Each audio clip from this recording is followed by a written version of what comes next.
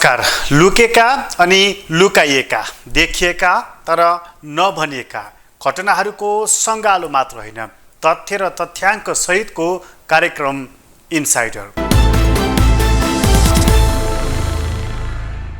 दर्शकहरू, सम्बत 2080 मा छौँ हामी। भर्खर चुनाव सकिएको छ र चुनाव भर्खर सकिएको हुनाले अझै करिब 4.5 वर्ष जनप्रतिनिधिहरूले काम गर्न बाँकी रहेको छ। तर नेपालका प्रमुख राजनीतिक दलहरूलाई सम्बत 2084 आजै नभए भोलि आइहाले हुन्थ्यो भन्ने छनक देखिन थालेको छ। उनीहरू अहिले सार्वजनिक भाषणदेखि कोठामा हुने गफमा समेत 2084 मा के होला भनेर चिन्तित देखिन थालेका छन्। नेपाली कांग्रेसको केन्द्रीय समितिको बैठक अहिले त्यस्तै चिन्तामग्न देखिएको छ। उसको लामै समयदेखि अवरुद्ध भएको बैठक लामै समय चलिराखेको छ। बडा छुकछुके रेल जस्तो चलिराखेको यो रेलमा त्यहाँ केन्द्रीय सदस्यहरूले 2084 सालको बारेमा चिन्ता गरेको देखिन्छ। उनीहरूले चिन्ता गर्दै थोरै चिन्तन पनि गर्न थालेका छन् र सम्बत 2084 मा नेपाली कांग्रेस कसरी अगाडि बढ्ने भनेर एउटा उनीहरूले नयाँ युक्ति पनि पत्ता लगाएको देखिन्छ। नेपाली कांग्रेसको केन्द्रीय समितिको बैठकमा केन्द्रीय समितिका सदस्यहरूले 2084 सालमा नेपाली कांग्रेस कसरी जाने, चुनावलाई कसरी अधिकतम उपयोग गर्ने, यस विषयमा निकै धेरै चिन्तित भएको देखिन्छ। त्यहाँ बोल्ने केन्द्रीय सदस्यहरूले हामी एक्लै चुनाव लड्ने कि त्यहाँ गठबन्धन गरेर जाने भनेर बहस गरिराखेका छन्। कतिपय नेताहरूले एक्लै लड्नुपर्छ भनिराखेका छन्, कतिपयले सकिन्न कि भनेर शंका पनि व्यक्त गरिराखेका छन्। मूल कुरा चाहिँ एक्लै लड्ने वा गठबन्धन गर्ने होइन। मूल कुरा चाहिँ नेपाली कांग्रेसका केन्द्रीय समितिका सदस्यहरूले निर्वाचन प्रणालीको बारेमा चिन्ता व्यक्त गरिरहेका छन्। अहिलेको निर्वाचन प्रणालीले परिणाम दिन नसकेको उनीहरूलाई लागिराखेको छ। ठुलो दल भएर पनि ब्याकबेन्चर भएर पछाडि बस्नु पर्दाको पीडा नेपाली कांग्रेसलाई जति कसलाई थाहा होला र। त्यसै कारणले यो अहिलेको निर्वाचन प्रणालीले परिणाम दिन सकेन। यसले अस्थिरता निम्त्यायो र यही अस्थिरता निम्त्याउँदै जाने हो भने यसले प्रणालीले राम्रोसँग काम गर्न सक्दैन भनेर कांग्रेसका केन्द्रीय समितिका सदस्यहरूले आफ्नो रायहरू प्रकट गर्न थालेका छन्। रायहरू प्रकट गर्दै गर्दै गर्दै जाँदा एकजना केन्द्रीय समितिका सदस्यले मुख खोलेका छन्, 84 को चुनावमा हामी एक्लै जाने कि गठबन्धन गरेर जाने, निधो आजै गरौँ, अहिले गरौँ, तुरुन्तै गरौँ, उनले मुख खोलेका छन्। बहुप्रतीक्षित बैठक हामी गहन ढङ्गले छलफल गरेर बस्दैछौँ र यो महाधिवेशन भएको 1 वर्ष 8 महिनापछि बस्दैछौँ। केन्द्रीय समितिको मिटिङ लगभग 1 वर्षपछि बस्दैछौँ। हामीले गएको महाधिवेशनमा पार्टीको नीति र कार्यक्रम बनाउन सकेनौँ। त्यो बेलाको अप्ठ्यारो त्यस्तै थियो र त्यो बेला हामीले एकता, उत्साह र रूपान्तरण हाम्रो नारा थियो महाधिवेशनको। वास्तवमा यही नाराको आलोकमा हामीले हाम्रा आगामी कार्यक्रमहरू, सांगठनिक गतिविधिहरू अगाडि बढाउनु पर्छ भन्ने लाग्छ मलाई। महामन्त्रीज्यूहरूले प्रस्तुत गर्नुभएको यो जुन प्रस्ताव छ, प्रस्तावमा राजनीतिक रूपमा हामी यतिखेर धेरै अल्मलिनु पर्ने छ जस्तो लाग्दैन मलाई। हामीले मंसिर 4 गते गठबन्धन गर्यौं। त्यो लगभग बहुमतको नजिक नजिक पुग्यो गठबन्धन। यही गठबन्धनलाई जोगाएर 5 वर्ष हामीले स्थिर शासन दिन सक्यौं भने परिणाम सकारात्मक आउँछ जस्तो लाग्छ। 84 सालमा एक्लै लड्ने कि गठबन्धन गरेर लड्ने भन्ने कुरा अहिले निर्णय र निर्क्युल गरिरहनु पर्दैन। पार्टी बलियो बनाउँदै जाने हो भने 84 सालमा एक्लै लड्नुपर्छ भन्ने सर्वत्र पार्टीमा जनमत छ। हामी पार्टी बलियो बनाउनेतिर लागौं, म यो आग्रह गर्न चाहन्छु। दोस्रो, पार्टीले उठाउनु पर्ने आर्थिक विषय जुन महामन्त्रीज्यूहरूले आफ्नो एजेन्डामा राख्नु भएको छ, अहिले अर्थतन्त्र निकै कमजोर छ भनेर सर्वत्र चर्चा छ र जसको कारण मानिसहरू आतंकित छन्। विदेशमा भएको पैसा स्वदेशमा नआउने, स्वदेशको पैसा पनि स्वदेशभित्र लगानी नहुने, सहकारीहरूमा मानिसहरूले विश्वास नगर्ने, लघुवित्तहरू नचल्ने, बैंकका प्रतिको पनि भरोसा गर्ने, यो सबै कठिनाई झेल्दाखेरि हाम्रो अर्थतन्त्र एक प्रकारले कोलाहलपूर्ण छ। केन्द्रको बजेट आयो, अर्थमन्त्रीज्यू यहाँ हुनुहुन्छ, त्यसमा असन्तुष्टि छ। प्रदेशका सरकारहरूको बजेट आयो, त्यसमा पनि असन्तुष्टि छ। अरूको त कुरै छोडौं, जनप्रतिनिधिहरू स्वयं सांसदहरू समेत असन्तुष्ट छन्। त्यसैले नेपाली कांग्रेस पार्टी संकटका बेला, राजनीतिक संकटका बेला संकट मोचन गर्ने कुराको नेतृत्व गर्छ। ठीक त्यसरी नै आर्थिक संकट मोचन गर्नका लागि नेपाली कांग्रेसले विशेष किसिमको पहल कदमी गर्नुपर्छ भन्ने लाग्छ मलाई। भूकम्पको बेला देश हल्लिएको थियो भौतिक रूपमा, यतिखेर मानिसहरूको मन त्यो बेलाको भूकम्प भन्दा पनि बढी हल्लिएको छ। त्यसो हो भने डाक्टर रामशरण महतको अगुवाईमा त्यो बेला लगानी सम्मेलन गर्यौं, दाता सम्मेलन गर्यौं, देशलाई उठाउने काम गर्यौं हामीले आर्थिक रूपमा। अहिले यतिखेर पनि लगानी सम्मेलनको परिकल्पना हामी अर्थमन्त्री भएका बेला किन नगर्ने र नेपालको अर्थतन्त्रलाई बलियो बनाउने कुराको जग किन नबसाल्ने, विश्वासको वातावरण सिर्जना किन नगर्ने, त्यतापट्टि नेपाली कांग्रेसले अगुवाई गर्नुपर्छ भन्ने लाग्छ मलाई। विभिन्न सामाजिक अभियानका बारेमा पनि महामन्त्रीज्यूहरूले प्रस्ताव गर्नुभएको छ। कार्यतालिकामा ती विषयहरू आएका छन्। कार्यतालिका अनुसार हामी सामाजिक अभियानहरू अगाडि बढाउँ र शासन र सुशासनका बारेमा महामन्त्रीहरूले प्रस्ताव ल्याउनु भएको छ। वास्तवमा यतिखेर नेपालको समस्या भनेकै सुशासनको समस्या हो। मानिसहरू किन विदेशिन बाध्य छन्, यो देशमा हाम्रो भविष्य छैन किन भइरहेका छन् भने सुशासन छैन। सेनालाई कुनै बेला हामीले विभिन्न खालका आयोजनाहरू सञ्चालन गर्न दियौं माओवादी हिंसाका बेला, र अप्ठ्यारा ठाउँमा कर्णालीको फास्ट ट्र्याक, कर्णाली करिडोर लगायतका काम दियौं। तर सेना यतिखेर पैसामा अब फस्यो। सेना चाहिँ आफै नाफाखोर हुन थाल्यो, आफै व्यापारी जस्तो हुन थाल्यो भन्ने प्रतिक्रिया छ। सर्वोच्च अदालत लगायतका न्यायालयमा सेटिङ छ, त्यहाँ पनि भ्रष्टाचार छ भनिन्छ।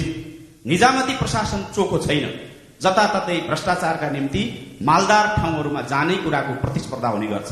राजनीतिक नेतृत्व स्वच्छ छैन, जसको पछिल्लो परिणाम भ्रष्टाचारका काण्डहरू आएका छन्। म यसमा के आग्रह गर्न चाहन्छु भने यो नारायण काजीले गरे अथवा माओवादीले गरे भन्ने होइन। हामीले बनाएको प्रधानमन्त्री प्रचण्ड, प्रचण्डले बनाएको गृहमन्त्री नारायण काजी, यसमा नेपाली कांग्रेसले यसको स्वामित्व लिनुपर्छ। नेपाली कांग्रेसले भ्रष्टाचारका यी काण्ड मात्रै होइन, यति र ओम्नी लगायतका नेकपाको सरकार भएका बेलाका ठूला ठूला काण्डहरूको फाइल खोल्नुपर्छ। आवश्यकता पर्यो भने त्योभन्दा पहिले पनि भ्रष्टाचारका काण्डहरूको फाइल खोल्नुपर्छ। र वास्तवमा राजनीतिक नेतृत्व बदनाम भएको छ। यो बदनाम भएको राजनीतिक नेतृत्वलाई हामीले होइन, नेतृत्वमा, राजनीतिक नेतृत्वमा स्वच्छता पनि छ भन्ने किसिमले आवश्यक पर्यो भने सम्पत्ति छानबिनको बाटोमा समेत पुगेर यदि अवैध सम्पत्ति छ, यदि स्रोत नखुलेको सम्पत्ति छ भने जफत गर्ने सम्मको हिम्मत नेपाली कांग्रेसको नेतृत्वमा गर्न सकियो भने यो सुशासनको बाटोमा अहिले विश्वास भंग भएको अवस्थामा हामीले मानिसहरूलाई फर्काउन सक्छौं भन्ने लाग्छ। र यो काममा दुईटा मोर्चाबाट हामीले काम गर्नुपर्छ। एउटा मोर्चा भनेको हामी केन्द्रको सरकारमा छौं, प्रदेशको सरकारमा छौं, 330 ठाउँमा त हामी प्रमुख छौं स्थानीय तहमा। यो तीनटै ठाउँबाट हामीले सुशासनको प्रत्याभूति गर्ने, भ्रष्टाचार नियन्त्रणका लागि कम्तीमा नेपाली कांग्रेसका जनप्रतिनिधिहरू, कम्तीमा नेपाली कांग्रेसका मन्त्रीहरू राम्रो काम गर्छन् भन्ने कुराको सन्देश दिने गरी अगाडि बढ्नुपर्छ। र त्यसका लागि पार्टीका संरचनाहरू र भातृ संस्थाहरूलाई भ्रष्टाचार विरोधी अभियानमा अगाडि बढाउनुपर्छ। यो अहिलेको दायित्व यदि हामीले निर्वाह गर्न सक्यौं भने वास्तवमा अहिले जुन हाम्रा प्रतिको विकर्षण, देशका प्रतिको विकर्षण, राजनीतिक प्रणालीका प्रतिको विकर्षण त्यो अन्त हुन्छ भन्ने लाग्छ मलाई। र अब पार्टीको सांगठनिक कार्यतालिकाका बारेमा महामन्त्रीज्यूहरूले धेरै ठूलो कार्यतालिकामा धेरै विषयहरूलाई समेटेर, विधानका व्यवस्थाहरूलाई समेटेर कार्यतालिका निर्माण गर्नुभएको छ। मेरो यति मात्रै आग्रह छ, हामी घोषणापत्र लेख्दा, हामी विधान बनाउँदा, नियमावली बनाउँदा हामी अलिकति भावनामा र भावावेशमा आउँछौं। यो कार्यान्वयन हुने हो कि होइन भन्ने कुराको फेरि एकपटक मन्थन गरौँ, फेरि एकपटक मूल्याङ्कन गरौँ। बनेका कार्यक्रमहरू यदि कार्यान्वयन भएनन् भने झन् ठूलो निराशा हुन्छ। त्यसैले कार्यान्वयन हुने गरी मात्रै हामी कार्यतालिकालाई परिमार्जन गरौँ, म त्यो आग्रह गर्न चाहन्छु। र महासमितिको बैठक हामीले बसिसक्नु पर्ने थियो। जिल्ला सम्मेलनहरू चलिरहेका छन्, प्रदेशका सम्मेलन पनि होला। महासमितिको बैठकलाई नै हामीले नीति अधिवेशन बनाऊ, किनभने नीति अधिवेशन विधानमा छुट्टै व्यवस्था भएको कुरा होइन। महासमितिको बैठक बोलाउने, यसलाई दुईटै काम गर्न लगाउने, महासमितिको बैठक पनि सम्पन्न हुन्छ र नीति अधिवेशन पनि सम्पन्न हुन्छ। नीति अधिवेशनले पार्टीको नीति र कार्यक्रम बनाउने, त्यो नीति र कार्यक्रमलाई हामीले चाहिँ वास्तवमा बडो महत्त्वका साथ हेर्नुपर्छ। नीति अधिवेशनलाई पार्टीको महासमितिको बैठकका माध्यमबाट गर्नुपर्ने विधानका व्यवस्थाहरू जे परिमार्जन गर्नुपर्ने छ, परिमार्जनको बाटो हामी जाने र नीति अधिवेशनबाट नीति र कार्यक्रम बनाउने बाटो जाने यो काम गरौँ। कांग्रेसका केन्द्रीय समितिका सदस्यहरूले 84 को चुनावप्रति चिन्ता व्यक्त गरेको त देखियो। दुई महामन्त्रीहरूले हामीभन्दा अझ बढी भोकल भएर मिडियाबाजी गर्न सक्ने प्रचार संयन्त्र भएका नयाँ पार्टीहरू आइसके भनेर चिन्ता व्यक्त गरेको सार्वजनिक भएकै छ। त्यस्तो बेलामा नेपाली कांग्रेसले निर्वाचन प्रणालीमा अब ध्यानपूर्वक बहस गर्न थालेको छ। कांग्रेसकै वरिष्ठ नेता हुने लाइनमा लागेका डाक्टर शेखर कोइरालाले मुख खोलेका छन् यो निर्वाचन प्रणालीको बारेमा।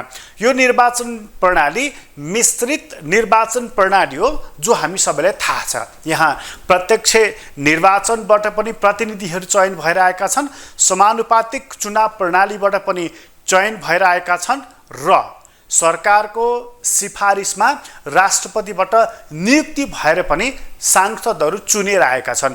3 प्रकारबाट चुनेर आएका सांसदहरूबाट बनेको प्रतिनिधि सभा र राष्ट्रिय सभा यो 2 सदन अहिले चलिराखेको छ। त्यसैमा कांग्रेसका केन्द्रीय समितिका सदस्यहरूले प्रश्न उठाएका छन्। समानुपातिक चुनाव प्रणालीले अस्थिरता ल्यायो, मिश्रित चुनाव प्रणालीले परिणाम दिनको लागि कठिन भयो भनेर उनीहरूले यसो भनेर अब समानुपातिक निर्वाचन प्रणालीमाथि प्रहार गरेर राष्ट्रिय सभालाई समानुपातिक तहको निर्माण गर्ने र प्रतिनिधि सभालाई प्रत्यक्ष निर्वाचनको तहमा लैजाने यो आशय प्रकट गरेको देखिन्छ। कांग्रेसले यसमा एउटा साझा धारणा निर्माण गर्न सक्यो भनेदेखि यो एउटा महत्त्वपूर्ण कुरा हुन्छ र बाँकी राजनीतिक दलहरूले पनि धारणा बनाएको खण्डमा संविधान संशोधनको माध्यमबाट यो विषय एउटा टुङ्गोमा पुग्न सक्दछ। डाक्टर शेखर कोइरालाले मुखै खोलेका छन् चुनाव प्रणालीको बारेमा। केन्द्रीय सदस्यज्यूहरूले धेरै केन्द्रीय सदस्यज्यूहरूले किन यस्तो गरेको भनेर सोध्नुभयो। मलाई लाग्छ सभापतिजी र पदाधिकारीज्यूहरूले त्यसको जवाब पक्कै पनि दिनुहुनेछ भन्ने विश्वास लिएको छु। बैठक लाइभ हुँदैछ, बडा असजिलो पनि महसुस भइरहेको छ। पहिला पटक हामीहरू बैठक लाइभमा छौँ। सभापतिजीलाई लाग्यो होला पहिले नेताजीहरूले लोक र ज्याइका कुरा गरेको भएर ल त बैठक लाइभ गरौँ भनेर सभापतिजीलाई पनि लाग्यो होला। राम्रै भएको छ भन्ने पनि लाग्छ, तर यो सधैँ यसरी जाँदाखेरि अप्ठ्यारो हुन्छ पनि मलाई लागिरहेका छ। किनभने त्यसको भोलिपल्टै महामन्त्रीजीले हामीहरूलाई चिट थमाइदिनु भयो। त्यो चिटमा अन्य पार्टीको बारेमा पटक्कै नबोल्नु भनेर पनि भनिदिनु भयो।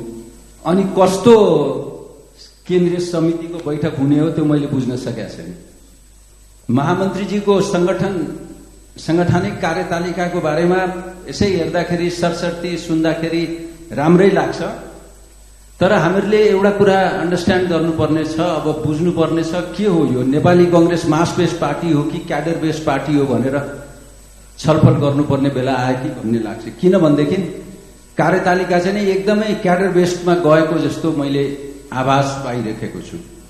सँगसँगै महामन्त्रीजीको प्रतिवेदनमा त्यो कार्यतालिकामा प्रदेशलाई एकदम इग्नोर गरे त म भन्दिनँ, छुट्या होला उहाँको उसबाट प्रदेशलाई समावेश गरेर समन्वय गरिकनै जिल्लाहरूमा जानुपर्छ भन्ने मलाई लाग्छ।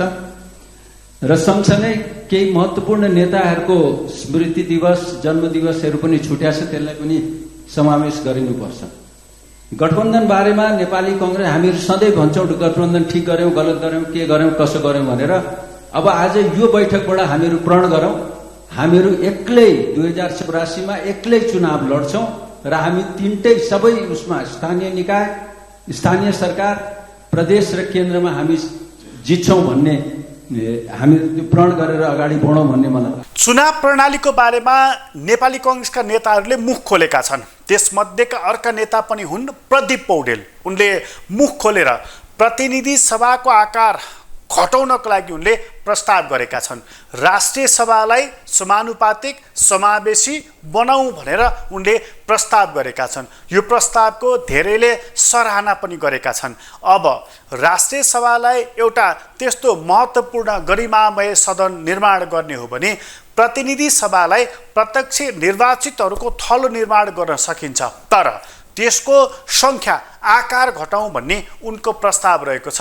अन्य केन्द्रीय सदस्यहरूले पनि यसमा मौनम सम्मति लक्षणम भने जस्तो देखाएका छन्। यो प्रस्ताव दलभन्दा बाहिर पनि कयौँ बुद्धिजीवीहरूले बौद्धिकहरूले राखेको देख्न सकिन्छ। कयौँ संवैधानिक कानुनका ज्ञाताहरूले पनि थुप्रै पटक यो प्रस्ताव राखेको देख्न सकिन्छ। अब आकार किन ठुलो चाहियो त प्रतिनिधि सभाको, जब हामीसँग 7वटा प्रदेश छन् र ती प्रदेशभरि प्रदेश सभाका सदस्य पनि प्रदेशको मन्त्री परिषद पनि छ भने केन्द्रमा यो भारी भरकम किन चाहियो? अनि स्थानीय तह पनि हामीसँग छँदैन छ। त्यस कारणले कतिले प्रदेशको सवाल उठाएका छन्, कतिले समानुपातिक चुनाव प्रणाली हटाइदिउँ भनेर सवाल खडा गरेका छन्। प्रदीप पौडेलको सवाल चाहिँ बेग्लै प्रकारको देखिएको छ। केही संवैधानिक प्रावधानहरूलाई संशोधन गर्नका निम्ति नेपाली कांग्रेसले नेतृत्व गर्नुपर्छ भन्ने मलाई लाग्छ। समावेशी समानुपातिक प्रतिनिधित्वको व्यवस्था हुने गरी प्रतिनिधि सभाको प्रत्यक्ष निर्वाचन हुने व्यवस्था गरिनुपर्छ। मेरो विचारमा त्यसका लागि 201 सिटमा निर्वाचन हुने व्यवस्था गरौँ। त्यहीँभित्र समावेशी र समानुपातिक प्रतिनिधित्व हुने व्यवस्था सुनिश्चित गरौँ। त्यो संसारमा त्यस्ता खालका प्रावधानहरू छन्। यही सवालसँग मिल्दोजुल्दो सवाल डाक्टर मिनेन्द्र रिजालले पनि राखेका छन्। केन्द्रीय समितिको बैठकमा उनले लाइभ प्रसारणमाथि प्रश्न खडा गरेका छन्। के सबै कुरा प्रत्यक्ष प्रसारण गर्ने हो? उनले सवाल उठाएका छन् आफ्नै सभापति शेरबहादुर देउवालाई। यो काङ्ग्रेसको आन्तरिक विषय भयो, तर सार्वजनिक विषय चाहिँ प्रतिनिधि सभाका सदस्यहरू यति ठुलो आकारको चाहिन्छ कि चाहिँदैन भन्ने छ र उनले यति ठुलो आकारको चाहिँदैन भनेर यसमा तथ्यगत रूपमा बुँदागत रूपमा म बहस गर्न तयार छु भनेर चुनौती दिएका छन्। अर्थात् त्यो आकार ठुलो भयो भन्ने सबैलाई लागेकै रहेछ। काङ्ग्रेसले यसमा एउटा साझा धारणा, एउटा मत निर्माण गर्न सकेको खण्डमा काङ्ग्रेसले संविधान संशोधनको लागि जोर जुलुम गर्न सक्दछ र ऊ ठुलो दल भएको नाताले अग्रसरता पनि लिन सक्दछ। तर मूल कुरा प्रतिनिधि सभाको आकार ठुलो भयो र समानुपातिक चुनाव प्रणालीले परिणाम दिएन भन्ने कुरामा चाहिँ काङ्ग्रेस एकमत हुनुपर्दछ। त्यो एकमत अहिले भइसकेको छैन, तर केन्द्रीय समितिका सदस्यहरूले आवाज चाहिँ बुलन्द गरेका छन्। नेपाली काङ्ग्रेसलाई हेर्ने मान्छेले देख्दाखेरि हात्ती र अन्धाको कथा जस्तो भयो भनेर हात्ती राम्रैसँग सबैले छान्न पाउन्, देख्न पाउन् भनेर यो बैठक लाइभ भयो होला। तर एउटा समयपछि यसको उपादेयता पनि कम हुन्छ भन्ने मलाई लाग्छ। बैठक कसरी गर्ने मूलतः पार्टी सभापतिको अघि कुरा आएको थियो, व्यक्ति के अरे संस्था होइन भनेर, तर पार्टी सभापति व्यक्ति पनि होइन। त्यसैले पार्टीका बैठक कसरी गर्ने पार्टीको सभापतिको प्रिरोगेटिभ हो। त्यो प्रिरोगेटिभमा कसरी अरूको परामर्श लिनुहुन्छ सभापतिको कुरा हो। तर सदैव बैठक लाइभ हुन सक्दैन। सभापतिज्यू, म अनुरोध गर्न चाहन्छु, अब निर्वाचन प्रणाली बारेमा थुप्रै साथीहरूले बोल्नुभयो। निर्वाचन प्रणालीमा यसको मैले लेखेको छु, अनलाइन खबरमा लामै छ, यसबारेको बहस पनि मैले गर्ने विचार गरेको छु। तर अहिले यति मात्रै भन्छु, प्रतिनिधि सभा प्रतिनिधिमूलक हुन सकेन। प्रतिनिधि भने महिलाको भएन, दलितको भएन, आदिवासी जनजातिको भएन भनेर हामीले बनाएको हो। त्यसैले अहिले त्यो प्रतिनिधिमूलक चरित्रलाई बदल्ने कुरा गर्नुभन्दा गभर्नेन्समा समस्या भएको छ, त्यस कारण 275बाट 210-15मा पुर्याउने कोसिस गरौँ। त्यो गर्ने आधारहरू छ, त्यसबारेमा अहिले छलफल हुन सक्दैन, बसेर छलफल गरौँला भनेर मैले अनुरोध गर्न चाहन्छु। अर्को कुरा, अब अलिकति सुझावकै कुरा गरौँ। के अरे महामन्त्री थापालाई सुझाव, मैले सभापतिजी पनि चाहनुहुन्छ 84मा पार्टी राम्रो बनोस्, बलियो बनोस्। महामन्त्री पनि चाहनुहुन्छ 84सम्म यति गरौँ कि 84 पछि त मजाले अगाडि लिएर जान सकौँ भनेर। कहाँनेरि इन्ट्रेस्ट अलाइन गरेन त भन्दाखेरि मलाई लाग्यो, खोज्दै जाँदाखेरि यो संसदीय दलको खनायो छ नि त्यतातिर मन नडुलाएदेखि सभापति र महामन्त्रीको ध्यानै एकैतर्फ हुन्छ जस्तो मलाई लाग्यो। सुझाव त दिन पाएँ नि, सुझाव त्यति दिएर मैले सकेँ। अब अर्को कुरा मलाई त केही छैन, मलाई त आजै 84 चाहियो, भोलि बिहान उठ्दा 84 चाहियो। 84 कुर्ने मलाई कुरेर के गर्ने, समय व्यतीत गर्नलाई कठिनाइ होला भन्ने मात्रै हो। अब अर्को पार्टीमा प्रस्तावहरू आएका छन्, मैले त्यो प्रस्ताव कुनै व्यक्तिको प्रस्तावको रूपमा ल्याएको छैन। पार्टीको यता बस्ने सबैले यता बस्नेसँग पनि परामर्श लिएर ल्याउनु भएको प्रस्ताव हो। त्यसैले म व्यक्तिको प्रस्ताव भन्दैन, पद्धतिबाट त्यही हो, त्यही पद्धति मान्नुपर्छ। त्यो भने चाहिँ मलाई पनि सुविधा हुन्छ। अलिअलि आलोचना गरेँ भने पनि महाधिवेशनको रहना अहिलेसम्म गाह्रो छ भन्ने पर्दैन। मैले प्रस्तावहरूमा डट्सहरू देख्छु। यहाँ पुग्ने, 84 मा जित्ने, एक्लै जित्दाखेरि अरू कसैको सहयोग लिनु पर्यो भने थोरै कसैको सहयोग पुग्ने अवस्थामा पुर्याउने, त्यसका लागि क्रियाशील सदस्य थप्ने, त्यसका लागि पार्टीको सङ्गठन यसरी बनाउने भनेर I see the dots, but डटलाई कनेक्ट गर्ने लाइन देखिरहेको छैन। कनेक्ट गर्ने लाइनमा डिटेलमा कुरा नगरेर, डिटेलमा केन्द्र कार्य समितिको प्रस्ताव नराखेर त्यो डट्सबाट के स्टोरी इमर्ज गर्छ, त्यसले कुन अब्जेक्टिभमा पुर्याउँछ, त्यता छलफल भएको केन्द्र समितिको बैठक सार्थक हुने थियो भन्ने मलाई लाग्छ। त्यतातर्फ हामीले एउटा अपर्च्युनिटी मिस गर्यौँ। त्यसलाई फेरि पनि कोसिस गरौँ कि यसले के स्टोरी इमर्ज गर्ने हो त, कहाँ हामीलाई पुर्याउने, अब्जेक्टिभ के हो, त्यसका लागि प्लान के हो, त्यसका लागि प्रोजेक्ट्सहरू के हो, कुन सेक्टरमा कसरी काम गर्ने भन्ने अर्थ आउँछ होला। मैले त्यतातर्फ धेरै भनेन, तर खालि हामी एउटा झन्झटमा छौँ। मैले 16,000 आयोजनाहरूको अध्ययन गरेर एउटा पुस्तक लेखेको छ, how big things get done. बेन साइबर ड्यान गार्डनरले प्राय योजनाहरू न समयमा हुन्छन्, न सोचेको लक्ष्य हासिल गर्छन्, न बजेटभित्र हुन्छन्, आधीभन्दा बढी त्यस्तो हुन्छन्।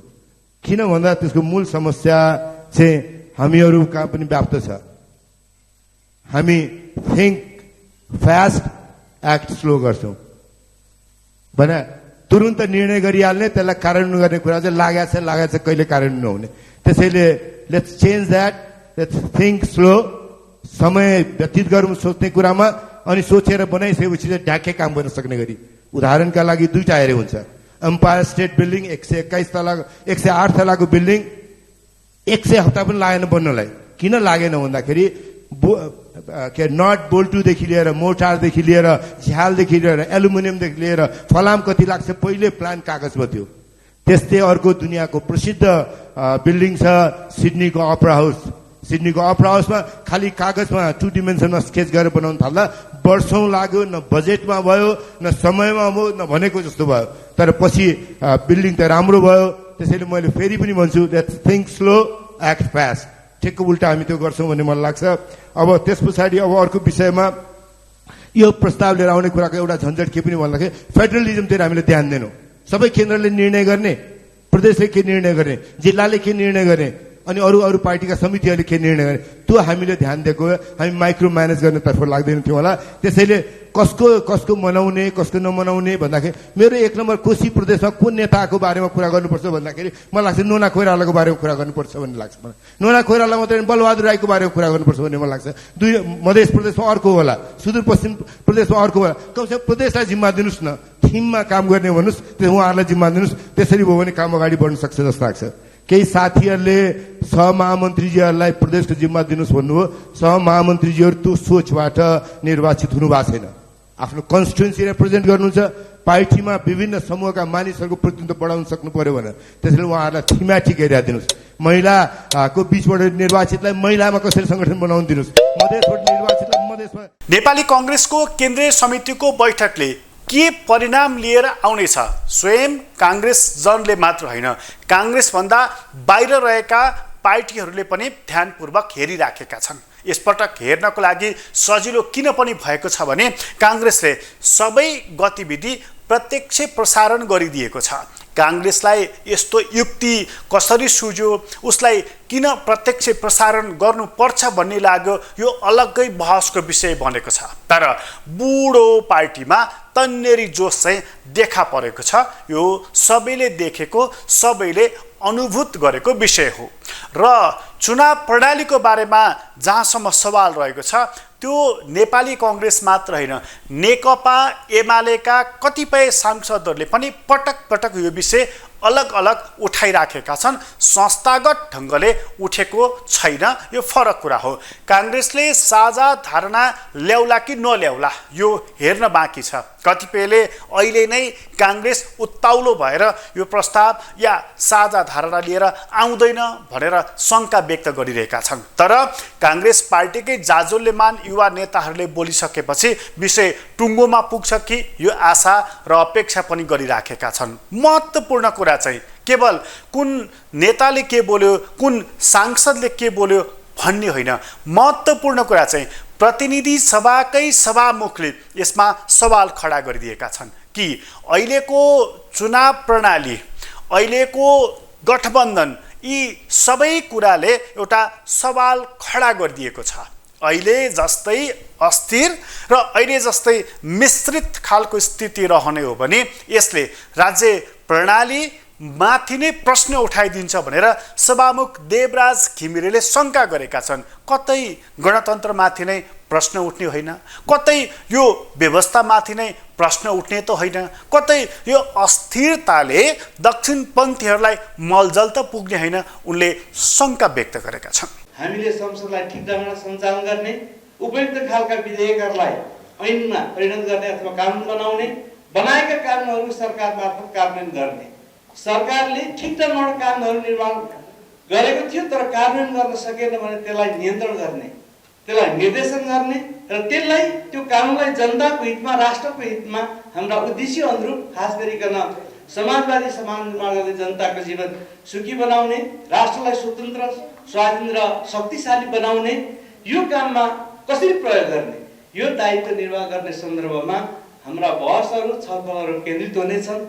र यसमा अहिले यो व्यवस्था वास्तवमा जनताले चाहेको व्यवस्था हो, यो व्यवस्था राष्ट्रको हितमा छ, यो व्यवस्थाले 3 तहको सरकार सञ्चालन गरिरहँदा अहिले हामी यहाँ उपस्थित केन्द्रमा सङ्घमा, त्यस पछाडि प्रदेशको जिम्मेवार लिएका छौँ भने स्थानीय तहमा कार्यान्वयन गर्ने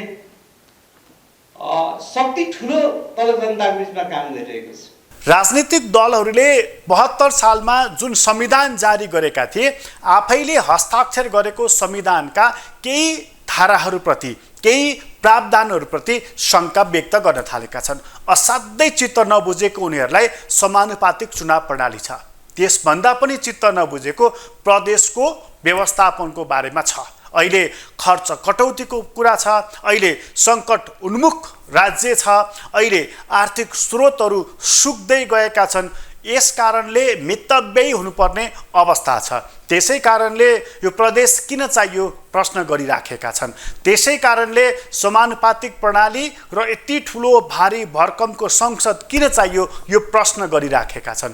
ठुला नेताहरू चाहिँ किन बोलिराखेका छैनन् भने प्रदेश हुँदाखेरि र समानुपातिक चुनाव प्रणाली हुँदाखेरि नेताहरूको व्यवस्थापन गर्नको लागि उनीहरूलाई सहज भएको छ। जोसुकै रिसाएर नेताको ढोका ढकढक गर्न आउनेलाई तिमीलाई प्रदेशमा लगिदिउँला, तिमीलाई समानुपातिकमा राख्दिउँला, उनीहरूलाई ढाडस दिनको लागि, आश्वासन दिनको लागि र आफ्ना कार्यकर्तालाई जागिर दिनको लागि सजिलो भएको छ। सिडिओ पनि, प्रदेशको प्रमुख पनि अनि समन्वय समितिको संयोजक पनि सबै भएको देश हो नेपाल। यो कुरालाई मिलाउँ भनेर उनीहरूले हेक्का राखेका छैनन्, बरु सेनाको आकार घटाउँ भनेर बहस गरिराखेका छन्। मितव्ययी हुनको लागि यी भारी भरकमका संस्थाहरू, यी भारी भरकमका नियुक्तिहरू, यी भारी भरकमका आफैले हस्ताक्षर गरेर मन्त्री स्तरको सुविधा भन्दै जागिर खाने व्यवस्थाहरू हटाउन जरुरी रहेको छ। यसतर्फ कतै पनि ध्यान दिएको छैन। यसतर्फ एक कदम, 1 इन्च पाइला पनि चालिएको छैन, जसले गर्दा आम मानिसमा आक्रोश देखा परेको छ। यो आक्रोशको शिकार अहिले नेताहरू भइरहेका छन्। कतै प्रणालीले नहोस् यो शंका चाहिँ स्वयं सभामुख घिमिरेले पनि गरि नै राखेका छन्। अहिलेको लागि कार्यक्रम यति नै। इन्साइडरबाट म प्रकाश गिरीलाई बिदा दिनुहोस्। ग्लोबल टेलिभिजन हेर्दै गर्नुहोला। नमस्कार।